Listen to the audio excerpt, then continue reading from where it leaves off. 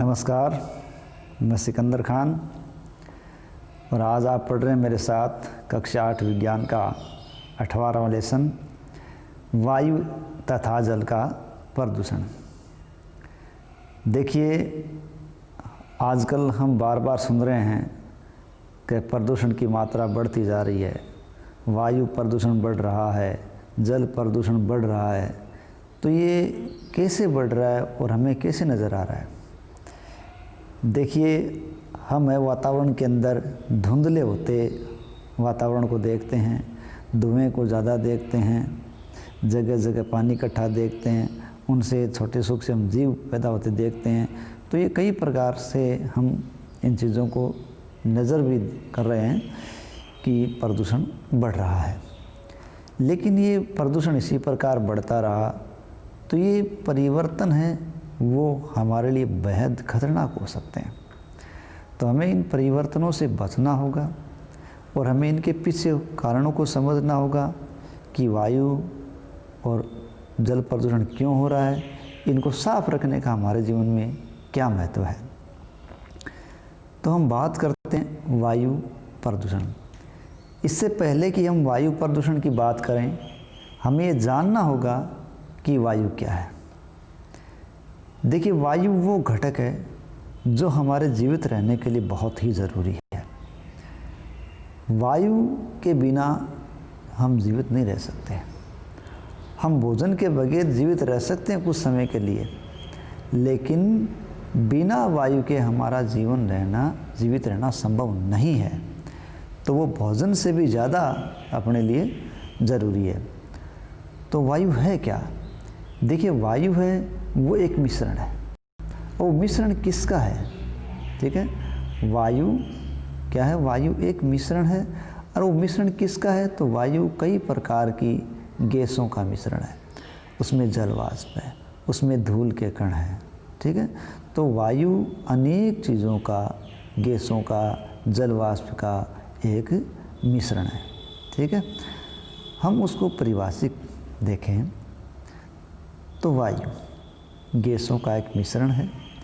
आयतन के अनुसार इसमें मिश्रण का लगभग 78% नाइट्रोजन और 21% ऑक्सीजन है।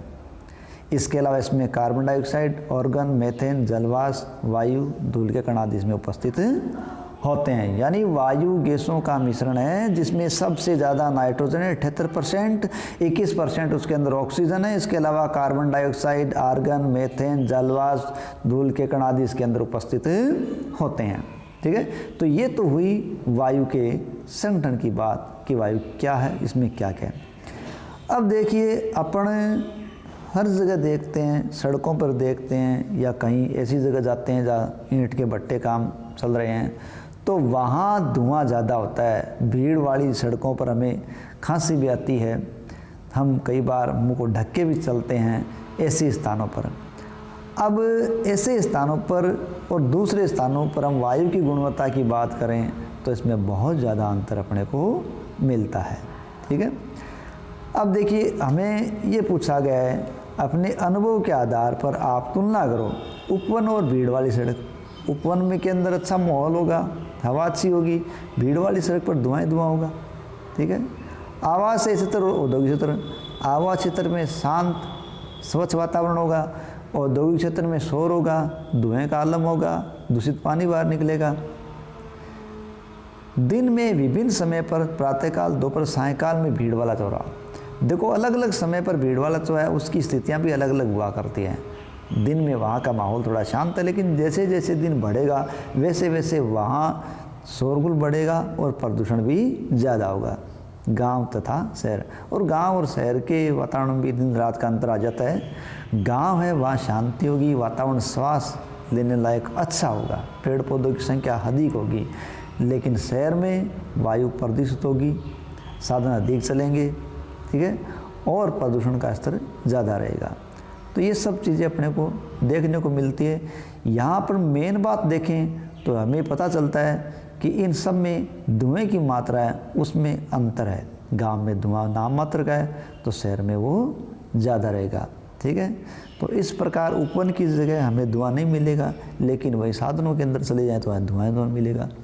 तो ये उद्योग है, वाहन है, कारखाने हैं, इन सब से धुआं बाहर आता है। ठीक है, स्वचालित वाहन हम चलाते हैं, धुआं बाहर आता है। तो ये सब घटक जो इन साधनों से निकलते हैं, कारखानों से निकलते हैं, वो घटक वायुमंडल की प्रकृति और संगठन को बदल देते हैं। ठीक है, तो वायु की प्रकृति और संगठन को जब बदल देते हैं तो समस्या आती है। अर्थात जब वायु ऐसे अनचाहे पदार्थों द्वारा संदूषित हो जाती है जो सजीव तथा निर्जीव दोनों के लिए हानिकारक है, तो इसे वायु प्रदूषण कहते हैं। यानी वायु में जब ये प्रदूषक मिल जाते हैं और ऐसे अनचाहे प्रदूषकों द्वारा वायु जब संदूषित हो जाएगी और ये वायु सजीव और निर्जीव दोनों को प्रभावित करेगी, तो ये प्रदूषण वायु प्रदूषण कहलाएगा। अब बात आती है कि वायु प्रदूषित होती कैसे है। देखिए, वायु प्रदूषित कैसे होती है। वायु प्रदूषित है वो संदूषकों द्वारा होती है, और ये संदूषक जो वायु को प्रदूषित करते हैं उन्हें वायु प्रदूषक के नाम से जाना जाता है। तो कभी कभी जो ये वायु प्रदूषक है वो प्राकृतिक घटनाओं के द्वारा घटित होते हैं। जैसे मान लीजिए कहीं ज्वालामुखी फट गया तो उसकी राख निकली, लावा निकला, उसे लंबे एरिया को अपने कवर में ले लिया और प्रदूषण फैला दिया। इसी प्रकार किसी वन में आग लग गई तो धुआं उठा और उसने दूर दूर तक है वो एरिया को दूषित कर दिया। इस प्रकार लंबी दूरी से धूल भरी आंधी आ गई, उसने वहाँ वातावरण खराब कर दिया। तो इस प्रकार हम कह सकते हैं कि प्राकृतिक क्रियाओं के द्वारा भी वायु का प्रदूषण होता है। और दूसरी हम अगर मानवीय क्रियाकलापों की बात करें तो कई मानवीय क्रियाकलाप भी वायु प्रदूषक उत्पन्न करते हैं। इन वायु प्रदूषकों का स्रोत एक तो होता है फैक्ट्री, विद्युत संयंत्र, स्वचालित वाहन, जलावन लकड़ी, उपले, इन सब को जब मनुष्य काम लेता है तो इन सब से धुआं निकलता है और वो धुआं विभिन्न प्रकार से लोगों को प्रभावित करता है। इन चित्र के अंदर अपन देख रहे हैं फैक्ट्री से किस प्रकार धुआं निकल रहा है, ये साधन जो सड़क पे चल रहा है उससे कैसे धुआं निकल रहा है। ठीक है, तो धुआं बड़ी समस्या है। यहाँ हमें क्रियाकलाप 18.2 के अंदर एक विशेष बात दी गई है कि दिन प्रतिदिन श्वसन संबंधी समस्याएं बढ़ती जा रही है और बच्चों में ज़्यादा बढ़ती जा रही है। तो ये ऐसा क्यों हो रहा है, श्वसन संबंधी समस्याएं दिन प्रतिदिन क्यों बढ़ती जा रही है। ठीक है, देखिए बहुत सी जो श्वसन की समस्याएं हैं उन श्वसन की समस्याओं में वायु प्रदूषण मुख्य कारक के रूप में नज़र आता है। अब बात ये उठती है कि वायु प्रदूषण कैसे होता है। ठीक है, तो वायु प्रदूषण है वायु प्रदूषकों के द्वारा होता है और ये वायु प्रदूषक वायु को क्या कर देते हैं, ये दूषित कर देते हैं। हमारे शहरों में तेजी से साधनों की संख्या बढ़ती जा रही है और वाहन जो बढ़ते जा रहे हैं वो फिर क्या करते हैं, वायुमंडल के अंदर अपने अवशेष छोड़ते हैं, धुआं छोड़ते हैं, जिनके कारण वायु दूषित होती है। अब हम ये देख रहे हैं कि वायु प्रदूषण हो रहा है, उसे सांस संबंधी समस्याएं हो रही है। इन श्वास संबंधी समस्याओं के धरातल में या गहराई में कौन कौन से कारक जिम्मेदार हैं, उन कारकों के बारे में एक एक बात करें। देखिए, हम इस श्वसन संबंधी समस्याओं के बारे में बात करें तो हम 4 बातों को ले सकते हैं। पहली बात है वाहन, वाहन नहीं होगा, वाहन है। ठीक है, और दूसरी अपन बात करें तो वो है धूम कोहरा। ठीक है, 4 बिंदु अपने सामने आएंगे, धूम कोहरा, चौथा जाएगा संयंत्र और CFC यानी क्लोरोफ्लोरोकार्बन। यानी 4 बिंदु के आधार पर हम वायुमंडल में प्रदूषण होना और श्वसन संबंधी समस्या होना, इसके बारे में बात करेंगे। वाहन, धूम कोहरा, संयंत्र और CFC क्लोरोफ्लोरोकार्बन। तो हम सबसे पहले देखते हैं वाहन। देखिए, स्वचालित वाहन है वो लगातार अधिक मात्रा में चल रहे हैं, उनकी मात्राएं लगातार बढ़ती जा रही है। और ये स्वचालित वाहन है वो कार्बन मोनोऑक्साइड और कार्बन डाइऑक्साइड, कौन कौन सी गैस छोड़ रहे हैं, कार्बन मोनोऑक्साइड और कार्बन डाइऑक्साइड गैस है वो छोड़ रहे हैं। साथ ही साथ इनसे नाइट्रोजन के ऑक्साइड, धुआं आदि भी निकलते हैं। ठीक है, पेट्रोल, डीजल ऐसे ईंधन में जलते हैं और इनका अपूर्ण दहन होता है, और जब अपूर्ण दहन होता है तो कार्बन मोनोऑक्साइड की मात्रा ज़्यादा निकलती है, और ये कार्बन मोनोऑक्साइड वातावरण जब ज़्यादा हो जाती है तो प्रभावित करती है लोगों को, जीवों को। कार्बन मोनोऑक्साइड एक विषैली गैस है। जब ये गैस हमारे रुधिर में चली जाती है, हमारे शरीर में चली जाती है, तो हमारे ऑक्सीजन के परिवहन करने की क्षमता को घटा देती है। हम जानते हैं श्वसन में ऑक्सीजन ली जाती है, और कार्बन मोनोऑक्साइड है वो श्वसन या रुधिर परिवहन में ऑक्सीजन परिवहन की क्षमता को घटा रही है। इसका मतलब हमें श्वसन संबंधी रोगों को झेलना पड़ रहा है। तो ये तो हो गए वाहन के कारण हम इन समस्याओं में फंस रहे हैं। यहाँ हमें एक जानदार तथ्य दिया गया है कि क्या आप जानते हैं, दिल्ली में पंजीकृत वाहनों, यानी ये दिल्ली में जो वाहन रजिस्टर्ड हैं उनको एक के बाद एक लाइन में खड़ा कर दिया जाए तो ये संसार की दो सर्वाधिक लंबी नदियों, कौन कौन सी, नील और अमेजन की संयुक्त लंबाई के बराबर लंबी हो जाएगी। देखिए, अमेजन और नील नदी यदि दोनों की लंबाइयाँ जोड़ दी जाए तो उनकी लंबाई लगभग 13,000 किलोमीटर होती है। तो 13,000 किलोमीटर लंबी लाइन केवल दिल्ली के वाहनों से एक सीध में खड़े करके लगाई जा सकती है। तो हम सोच सकते हैं कि वहाँ कितने वाहन होंगे और उन वाहनों के चलने से कितना वहाँ कार्बन मोनोऑक्साइड उत्पन्न होता होगा और किस प्रकार वहाँ के लोग और वातावरण प्रभावित होते होंगे। ठीक है, तो हमने ये तो बात की किसकी, वाहनों की। अब हम बात करते हैं धूम कोहरा। देखो, सर्दियों के अंदर क्या होता है, कोहरा आता है। इस कोहरे के अंदर जब धुआं और धूल के कण मिल जाते हैं तब ये कोहरा धूम कोहरा कहलाता है। ठीक है, तो धुएं और कोहरे से मिलकर बना वातावरण धूम कोहरा कहलाता है। अब इस धूम कोहरे के अंदर क्या होते हैं, धुएं में जो नाइट्रोजन के ऑक्साइड होते हैं वो इसमें शामिल होते हैं।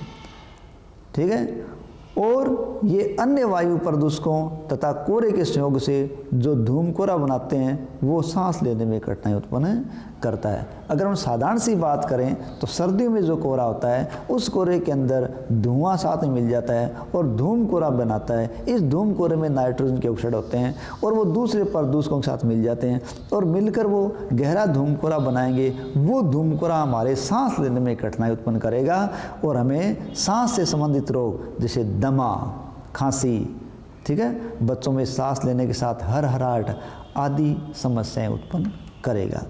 तो वाहन में वहाँ कार्बन मोनोऑक्साइड जिम्मेदार थी, यहाँ हम देख रहे हैं धूम कोहरे के अंदर नाइट्रोजन के और अन्य वायु प्रदूषकों के द्वारा सांस संबंधी समस्याएं खड़ी हो रही है। अब हम देखते हैं संयंत्र।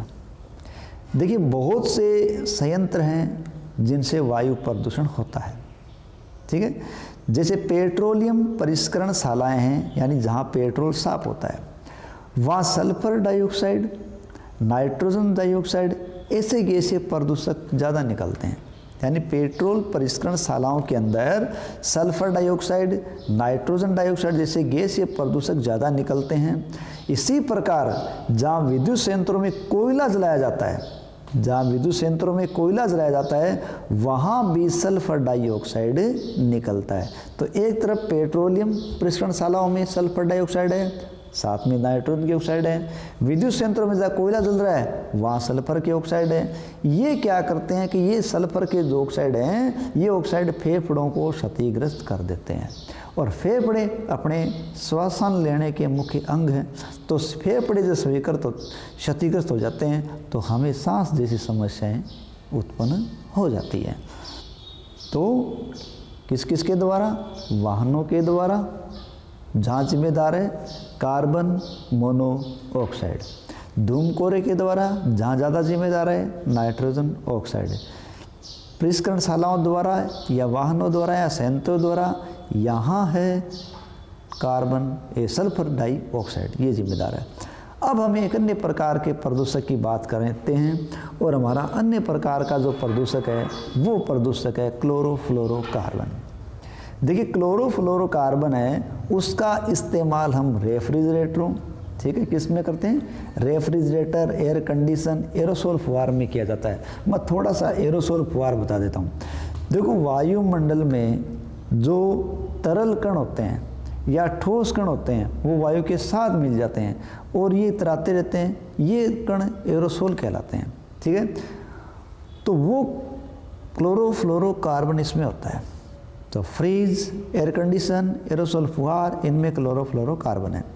क्लोरोफ्लोरोकार्बन के द्वारा वायुमंडल की ओजोन परत नष्ट होती है, क्षतिग्रस्त होती है, क्योंकि क्लोरोफ्लोरोकार्बन है वो ओजोन परत के पास पहुंचकर ओजोन परत को कमज़ोर करती है, उससे नवजात ऑक्सीजन का निर्माण होता है, इसलिए वो परत कमज़ोर जाती है, जिसे हम ओजोन परत का टूटना या ओजोन परत में छेद होना कहते हैं। लेकिन छेद होने जैसी कोई बात नहीं होती, वो परत कमज़ोर होती है, ऑक्सीजन निर्मित होती है।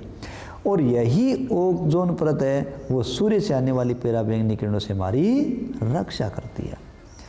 अब ये परत जब छिद्रित होती है, कमज़ोर होती है, तो पराबैंगनी किरणों से हमारी रक्षा नहीं हो पाती।